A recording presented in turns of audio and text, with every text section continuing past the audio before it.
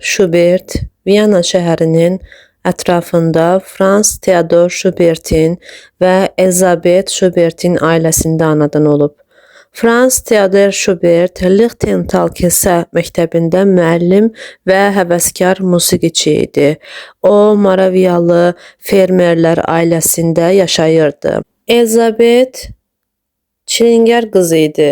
Onların 14 uşağından 9-u çox erkən körpəlikdə ölmüşdü.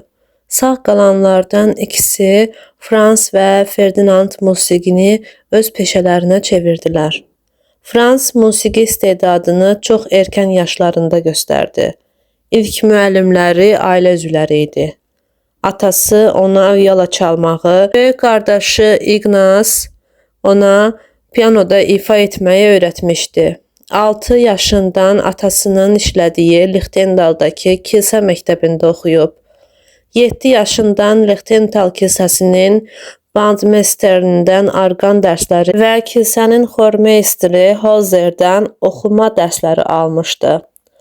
Gözəl səsi sayəsində 11 yaşında müğənni oğlan kimi Viyana saray ibadətgahına, dostlarının da daxil olduğu konvikt binasına qəbul edildi. Schubertə ümumi bas çalmağı öyrədildi və daha sonra Schuberti Antonina Salieri pulsuz dərs keçmək üçün götürdü. Ona kontrapunkt və kompozisiyanı dərindən öyrətdi. Schubert nəinki oxumağı öyrəndi də konvikt orkestrında ikinci skripkaçı kimi çalışdığı üçün Joseph Haydn və Wolfgang Amadei Mozart'ın instrumental əsərləri ilə də tanış oldu. Tezliklə o, bəstəkar kimi istedadını nümayiş etdirdi. 1810-1813-cü illərdə opera, simfoniya, fortepiano parçaları və mahnılar yazdı. Təhsilində riyaziyyat və latın dilindən çətinlik çəkirdi və 1813-cü ildə qırılmağa başladı və xordan qovuldu. O bir müddət həbsxanada qalmalı oldu. 1813-cü ildə artıq o həbsxananı tərk etdi. Daha sonra müəllim seminariyasına daxil oldu və 1814-cü ildə oranı bitirdikdən sonra atasının işlədiyi məktəbdə müəllim kimi çalışdı. 1818-ci ilə qədər bu vəzifəni davam etdirdi. Boş vaxtlarında musiqi bəstələyirdi, Gluck'un, Mozart'ın və Beethoven'in əsərləri ilə tanış olurdu. O, ilk müstəqil əsərini 1814-cü ildə Şeytanın Həz qalası operasını və fa major tonallığında əsər yazdı.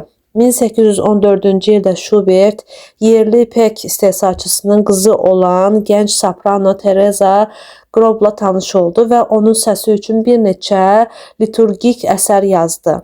Schubert onunla evlənmək istəyirdi, lakin 1815-ci il sərt evlilik qanunları buna mane oldu. Bu da bəyin ailəsini dolandırmaq üçün imkanlarının olduğunu sübut etməsini tələb edirdi.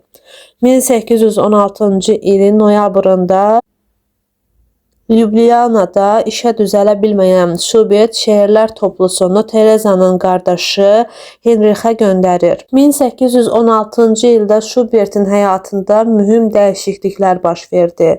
Varlı ailənin tələbəsi olan Schuberti anasının evinə köçməyə dəvət etdi.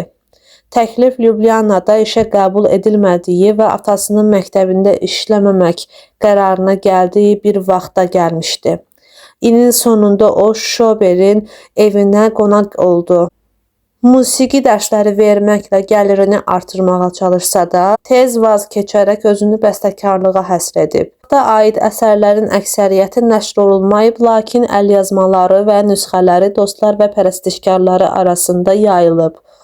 1817-ci ilin əvvəlində Schubertdən 20 yaş böyük görkəmli bariton Johann Michael Vogl ilə tanış etdi.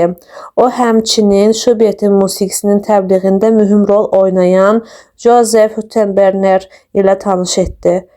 Bu şəxslər və böyük dostlar, musiqiçilər daha sonra onun musiqisini təbliğ etmək, toplamaq və ölümündən sonra onu qorumaq üçün böyük rol oynadılar. 1817-ci ilin sonlarında Schubertin atası Rossauda bir məktəbdə yeni işə düzəlirdi. Schubert atasına qoşuldu və istəksizcə özünü müəllimlik vəzifələrinə həsr etdi. Lakin onun yaradıcılığı mətbuatda getdikcə daha çox diqqəti çəkdi və 1818-ci ilin fevralında ifa etdiyi dünyəvi əsərdən ibarət ilk ifası Uvertura Viyana və xarici qəzetlər tərəfindən yüksək qiymətləndirildi. 1820-ci illərin əvvəllərində Schubert bir-biri ilə ünsiyyət quran bir qrup rəssam və tələbələrlə tanış oldu. İnqilabı və Napoleon müharibələrindən sonra gənclərin hər hansı toplantı və fəaliyyətindən ehtiyat edən Avstriya polisi Schuberti və onun bəzi dostlarını həbs edəndə dost çevrəsi ağır zərbə aldı. Schubertin dostlarından biri Johann Sen bir il həbs cəzasına məhkum edilmiş və Viyanaya daxil olmasına həmişəlik qadağa qoyulmuş, digər 3 nəfərə və Schubertə ciddi şəkildə xəbərdarlıq edilmişdi. Schubertin işi onun çağırışına uyğun gəlmirdi və o özünü bəstəkar kimi tanıtmağa cəhd göstərsə də, nəşriyyatlar onun əsərlərini nəşr etməkdən imtina edirdilər. Schubertin ilk uğuru 1816-cı ildə musiqiyə qoyduğu Hocenin Meşə Çarı balladası ilə gəldi. 1818-ci ilin yanvarında Schubertin ilk bəstəsi Lavsenin mahnısı yazılmışdı.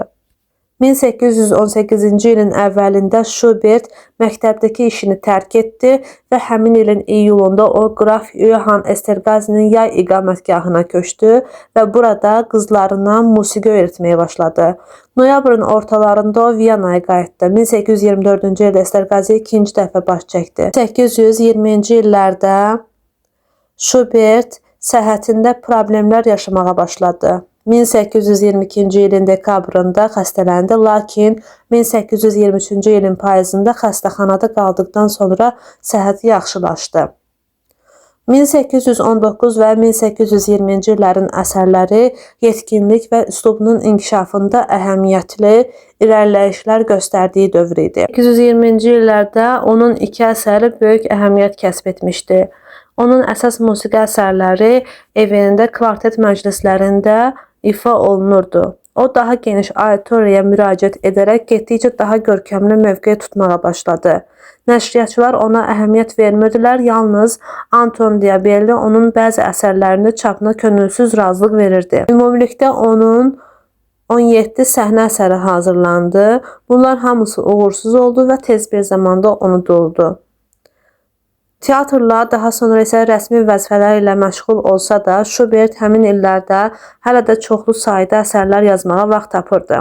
1822-ci ildə onun yetkin şəxsi musiqi baxışını ən çox nümayiş etdirən 8 nömrəli minor simfoniyası olan yarımçıq simfoniya üzərində işləməyə başladı. Onu yarımçıq qoymasının səbəbi bugün də məlum deyil və ekspertlər arasında müzakirə mövzusudur.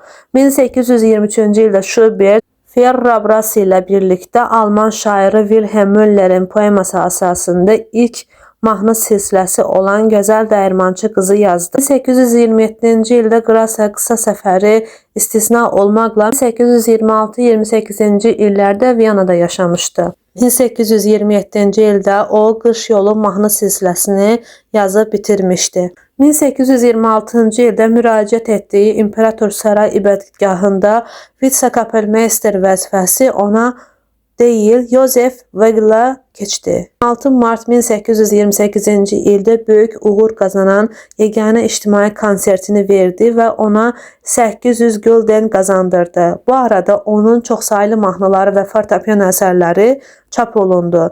Yaradıcılıq fəaliyyəti dövründə səhhət pisləşmişdi. Ölümün rəsmi səbəbi tif idi. Baxmayaraq ki, başqa nəzəriyyələr irəli sürülür. 1828-ci ilin yayında o ölümcül xəstə olduğuna və yəqin ki, tezliklə öləcəyinə dair şübhələrini təsdiqləyən məhkəmə həkimi Ersrinəyə baş çəkdi. Onun müşahidə etdiyi bəzi əlamətlər o vaxt sifilis xəstəliyinin müalicəsi kimi istifadə edilən civə zəhərlənməsinə işarə edirdi. Noyabrın əvvəlində yenidən xəstələndi. Baş ağrısı oldu, qızdırması qalxdı, oynaqları şişdi və qusdu. Schubert 31 yaşında Viyanada 19 noyabr 1828-ci ildə qardaşı Ferdinandın mənzilində vəfat etdi. Eşitmək istədiyi son musiqi əsəri Beethovenin Simli kvarteti idi. Öz istəyinə uyğun olaraq heyran olduğu Veringdəki kənd qəbirstanlığına dəfn edildi. 1872-ci ildə Viyananın Şad parkında Franz Schubertin xatirəsinə abidə ucaldılmışdı. 1888-ci ildə həm Schubertin, həm də Beethovenin qəbirləri 2-ci Johann Strauss'un və Johannes Brahms'ın məzarlarının yanında yerləşən Mərkəzi Viyana qəbirstanlığına köçürüldü.